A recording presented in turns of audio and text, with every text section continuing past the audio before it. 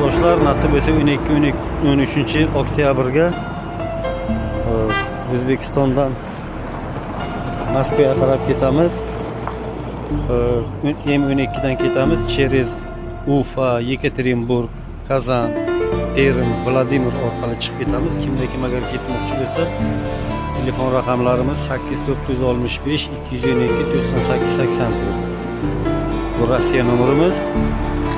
O'zbekiston nomerimiz 88lik 048 44 49.